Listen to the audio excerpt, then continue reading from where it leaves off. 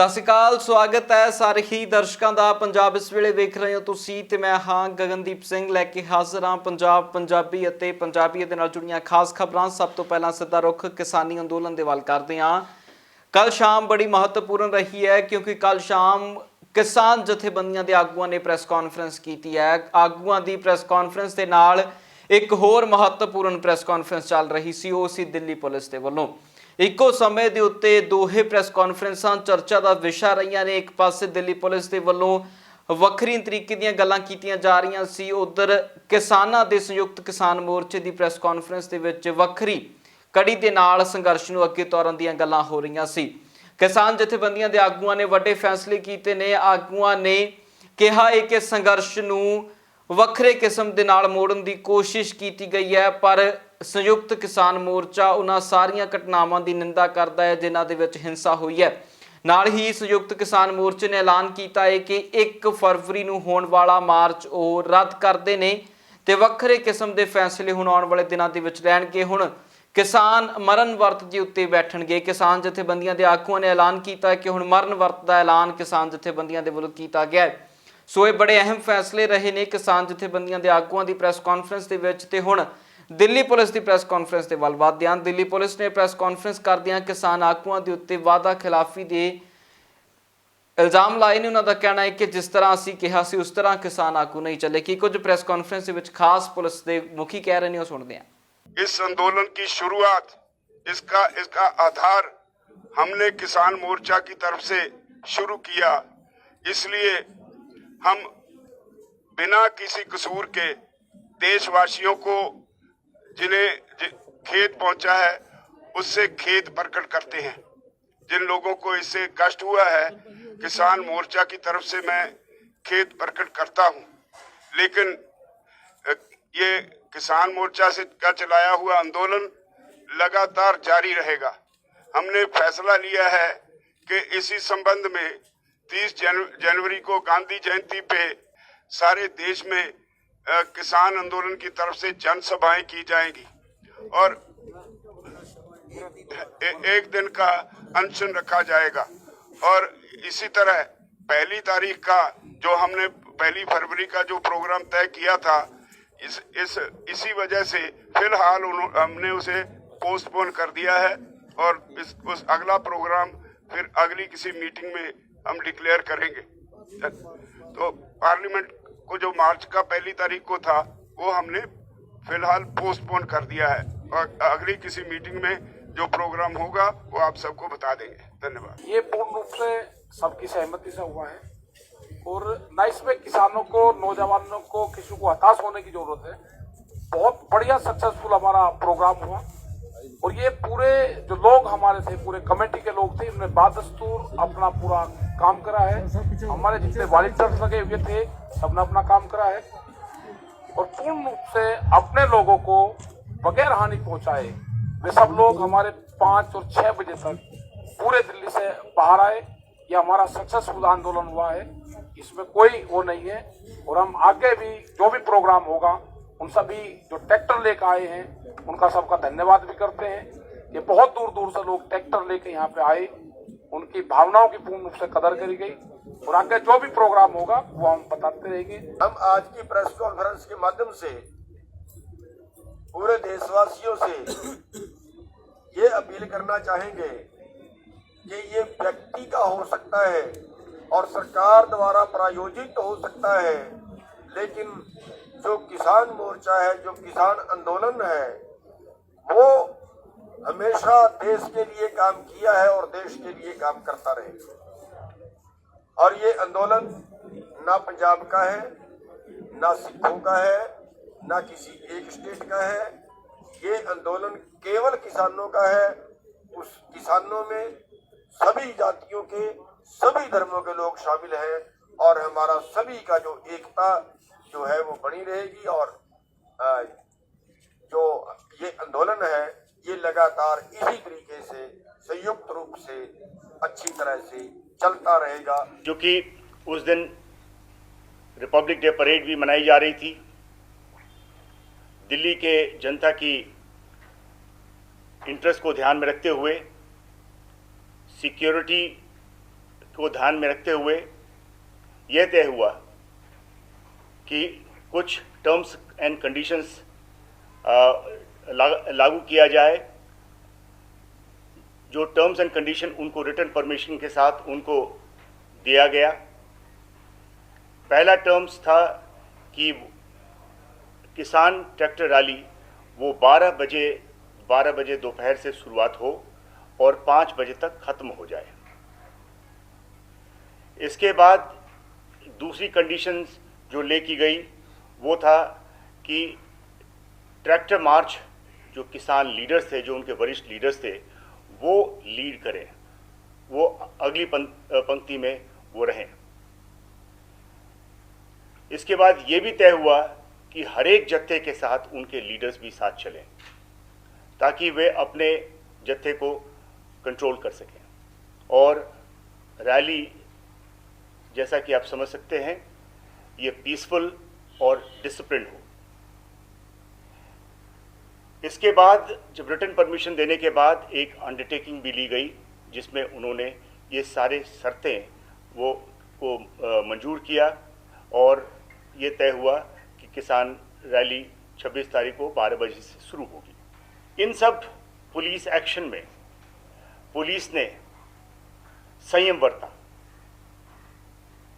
Police के पास सभी options थे, लेकिन पुलिस ने संयम का रास्ता चुना। पुलिस ने संयम का रास्ता इसलिए चुना कि हम जो जान माल की नुकसान नहीं चाहते थे, जो लॉस ऑफ लाइफ होना था उससे हम वो रास्ता न चुन करके हमने संयम का रास्ता लिया।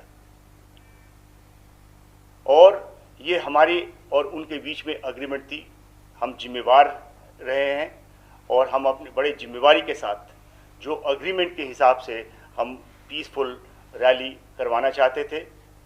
ये जो वायलेंस हुई है वो टर्म्स एंड कंडीशंस को फॉलो नहीं करने की वजह से सब हुई है। उधर रवनीत बिੱਟੂ ਦੇ ਵੱਲੋਂ ਵੀ ਕਿਸਾਨਾਂ ਦਾ ਸਮਰਥਨ ਕਰਦਿਆਂ ਕਿਹਾ ਗਿਆ ਹੈ ਕਿ ਕੁਝ ਸ਼ਰਾਰਤੀ ਅੰਸਰ ਸੀ ਜਿਨ੍ਹਾਂ ਦੇ ਵੱਲੋਂ ਅਜਿਹੀ ਘਟਨਾ ਨੂੰ ਅੰਜਾਮ ਕੀਤਾ ਗਿਆ ਹੈ ਤੇ ਇਹਨਾਂ ਦੇ ਵੱਲੋਂ ਸੰਘਰਸ਼ ਨੂੰ ਤਾਰ-ਪੀੜੂ ਕਰਨ ਦੀ ਕੋਸ਼ਿਸ਼ ਹੋਈ ਹੈ, ਪਰ ਸੰਘਰਸ਼ ਅੱਜ ਵੀ ਸ਼ਾਂਤਮਈ ਹੈ ਤੇ ਸ਼ਾਂਤਮਈ ਸੰਘਰਸ਼ ਦਾ ਅਸੀਂ ਸਦਾ ਸਾਥ ਦਿੰਦੇ ਰਵਾਂਗੇ। ਦੇਖੋ, ਸਰਕਾਰ ਨੂੰ ਵੀ ਗੱਲਬਾਤ ਨਾਲ ਵੀ ਪਤਾ ਲੱਗ ਗਿਆ, ਸਰਕਾਰ ਨੂੰ ਜੋ ਕੁਝ ਅੱਜ ਹੋਇਆ ਉਹਦਾ ਵੀ ਪਤਾ ਲੱਗ ਗਿਆ ਤੇ ਮੈਂ ਫਿਰ ਅੱਜ ਤੋਂ ਬਾਅਦ ਸਰਕਾਰ ਇਸ ਗੱਲ ਨੂੰ ਰਿਵਿਊ ਵੀ ਕਰੇਗੀ ਤੇ ਅਸੀਂ ਵੀ ਇੱਕ ਨਵੇਂ ਉਹਦੇ ਨਾਲ ਮੈਂ ਸਮਝਦਾ ਤਾਕਤ ਨਾਲ, ਕਿਉਂਕਿ ਉਦੋਂ ਜਦੋਂ ਅਸੀਂ ਪਾਰਲੀਮੈਂਟ 'ਚ ਬੋਲਦੇ ਸੀ ਉਹ ਸਮਝਦੇ ਸੀ ਇਹ ਆਪੋਜੀਸ਼ਨ ਵਾਲੇ ਬੋਲਦੇ ਆ।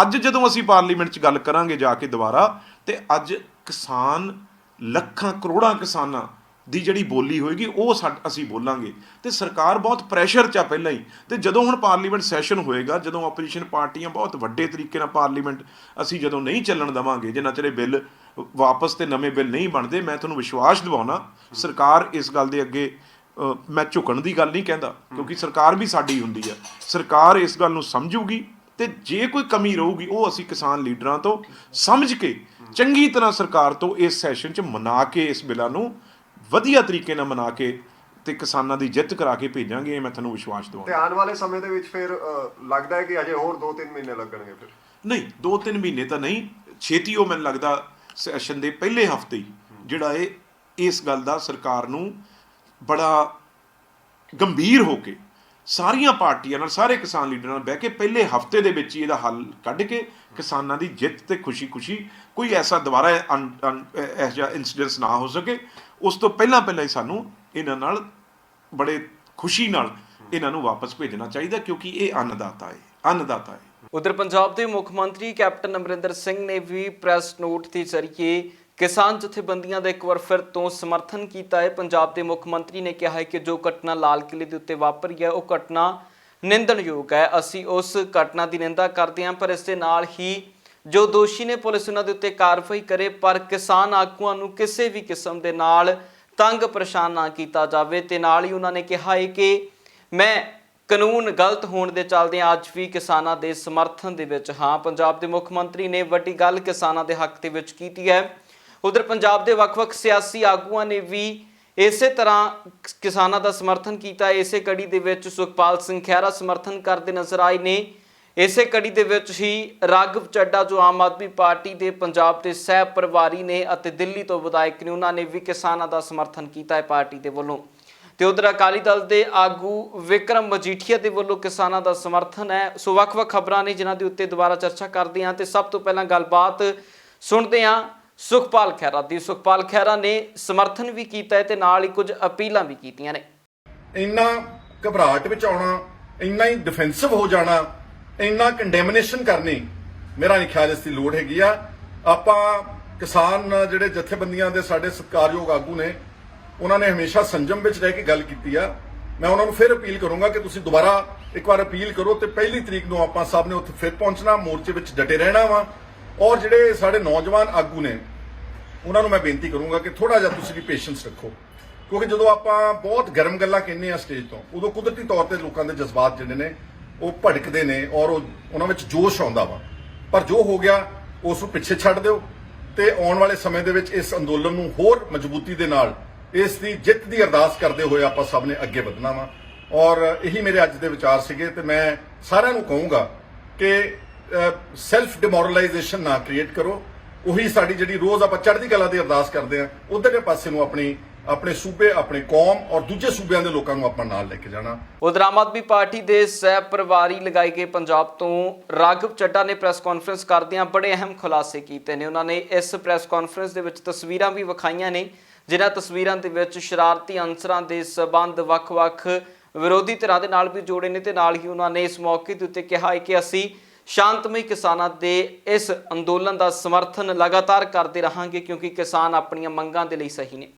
हमने कड़े शब्दों में कल जो हुआ उसकी निंदा करी और हमने आम आदमी पार्टी ने, अरविंद केजरीवाल जी की पार्टी ने ये कहा कि जो हुआ उसकी हम निंदा भी करते हैं और इसके लिए भारतीय जनता पार्टी की केंद्र में बैठी नरेंद्र मोदी की सरकार जिम्मेदार है, क्योंकि उन्होंने स्थिति को इतना खराब होने दिया।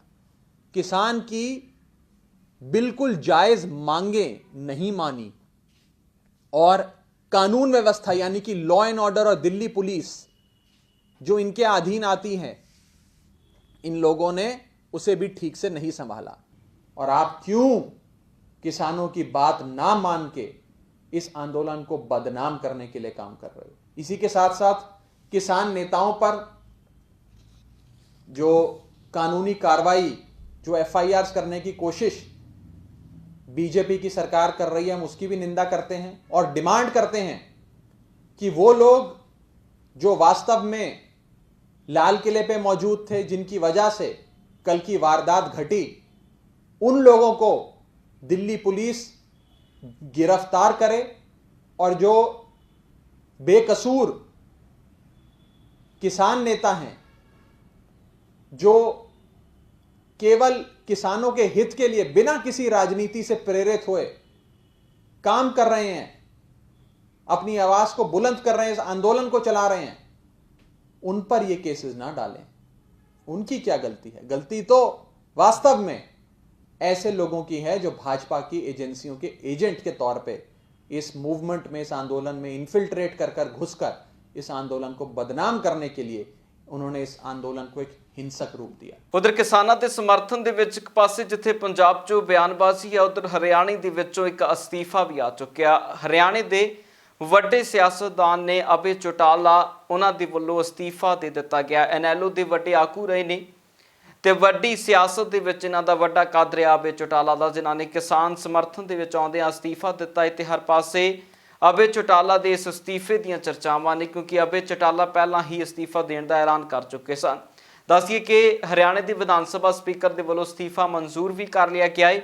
ਅਬੇ ਚੌਟਾਲਾ ਦਾ ਅਸਤੀਫਾ ਹਰਿਆਣੇ ਦੀ ਸਿਆਸਤ ਦੇ ਲਈ ਇਸ ਕਰਕੇ ਮਾਇਨੇ ਰਖਾਉਂਦਾ ਹੈ ਕਿਉਂਕਿ ਹਰਿਆਣੇ ਦੇ ਉਪ ਮੁੱਖ ਮੰਤਰੀ ਅਬੇ ਚੌਟਾਲਾ ਦੇ ਭਤੀਜੇ ਨੇ ਦੁਸ਼ਯੰਤ ਚੌਟਾਲਾ, ਜਿਨ੍ਹਾਂ ਦੇ ਵੱਲੋਂ ਲਗਾਤਾਰ ਭਾਜਪਾ ਦਾ ਸਮਰਥਨ ਕਰਦਿਆਂ ਉੱਥੇ ਉਪ ਮੁੱਖ ਮੰਤਰੀ ਦੇ ਤੌਰ ਤੇ ਉੱਤੇ ਵਿਚਰ ਰਹੇ ਨੇ। ਇਸ ਕਰਕੇ ਲਗਾਤਾਰ ਚਰਚਾਵਾਂ ਅਬੇ ਚੌਟਾਲਾ ਦੇ ਅਸਤੀਫੇ ਨੂੰ ਲੈ ਕੇ ਨੇ। ਅਬੇ ਚੌਟਾਲਾ ਨੇ ਪ੍ਰੈਸ ਕਾਨਫਰੰਸ भी की है।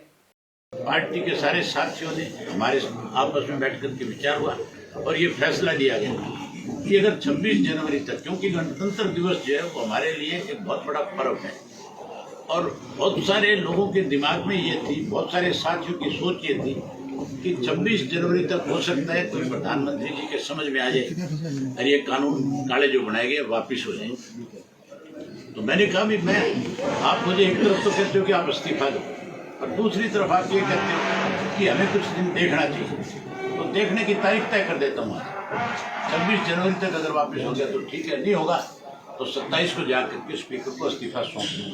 मैंने 2 दफा इस्तीफे स्पीकर को पहले भेजे, लेकिन स्पीकर साहब ने क्यों नहीं मेरे इस्तीफे को उस वक्त ये कहा फोन करके मुझे, या आपको नहीं बताया कि भी उनका इस्तीफा मेरे पास अगर मैं इस इस्तीफे को नहीं 26 तक उनकी जो उन्होंने इसमें कंडीशन गई वो नहीं पूरी होगी।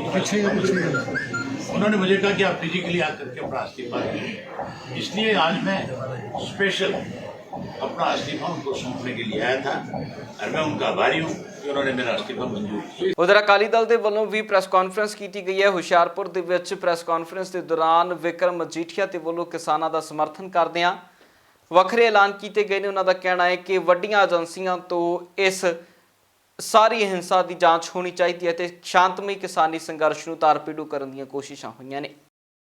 ਜੋ ਕੱਲ ਹੋਇਆ ਨਾ ਜੀ, ਮੈਂ ਸਮਝਦਾ ਉਹਦੇ ਨਾਲ ਸਾਰੇ ਬੜੇ ਚਿੰਤਿਤ ਵੀ ਨੇ ਤੇ ਦੁਖੀ ਵੀ, ਕਿਉਂਕਿ ਦੁਨੀਆ ਭਰ 'ਚ ਲੱਖਾਂ ਲੋਕਾਂ ਦੀ ਗੈਦਰਿੰਗ ਹੋਵੇ ਔਰ ਇੰਨਾ ਪੀਸਫੁਲ ਪ੍ਰੋਟੈਸਟ ਚੱਲ ਰਿਹਾ ਸੀ। 60 ਦਿਨ ਇਹ ਪ੍ਰੋਟੈਸਟ ਪੀਸਫੁਲ ਚੱਲਿਆ ਔਰ ਹਰ ਬੰਦੇ ਨੇ, ਗਰੀਬ ਨੇ, ਅਮੀਰ ਨੇ, ਹਰ ਧਰਮ ਦੇ ਬੰਦੇ ਨੇ, ਹਰ ਵਰਗ ਦੇ ਬੰਦੇ ਨੇ, ਹਰ ਸੂਬੇ ਦੇ ਬੰਦੇ ਨੇ ਇਸ ਕਿਸਾਨੀ ਨੂੰ, ਕਿਉਂਕਿ ਦੇਖੋ ਦੇਸ਼ ਕਿਸਾਨੀ ਪ੍ਰਧਾਨ ਦੇਸ਼ ਵੀ ਹੈ ਔਰ ਕਿਸਾਨੀ ਲਾਹੇਵੰਦ ਧੰਦਾ ਨਹੀਂ ਹੈ। ਜੇ ਕਿਸਾਨੀ ਨਹੀਂ ਪ੍ਰਫੁੱਲਿਤ, ਐਗਰੀਕਲਚਰ ਨਹੀਂ ਪ੍ਰਫੁੱਲਿਤ, ਉਹਦੇ ਨਾਲ ਸਾਰੇ ਹੀ ਅਫੈਕਟਡ ਨੇ। ਉਹ ਕਿਸਾਨ ਜਿਹੜਾ ਸਾਡੀ ਟੇਬਲ ਤੇ ਰੋਟੀ ਰੱਖਦਾ ਹੈ, ਉਹਦੀ ਚਿੰਤਾ ਜਦ ਉਹਨੂੰ ਖਾਲਿਸਤਾਨੀ ਕਿਹਾ ਗਿਆ, ਉਹਨੂੰ ਵਿਚੋਲੀਆ ਕਿਹਾ ਗਿਆ, ਉਹਨੂੰ ਨਕਸਲ ਕਿਹਾ ਗਿਆ, ਉਹਨੂੰ ਹਰ ਤਰੀਕੇ ਦੇ ਨਾਂ ਉਹਦੇ ਵਾਸਤੇ ਵਰਤੇ, ਮਗਰ ਦੇਸ਼ ਦੇ ਲੋਕ ਉਹਦੇ ਮਗਰ ਖਲੋਤੇ ਰਹੇ।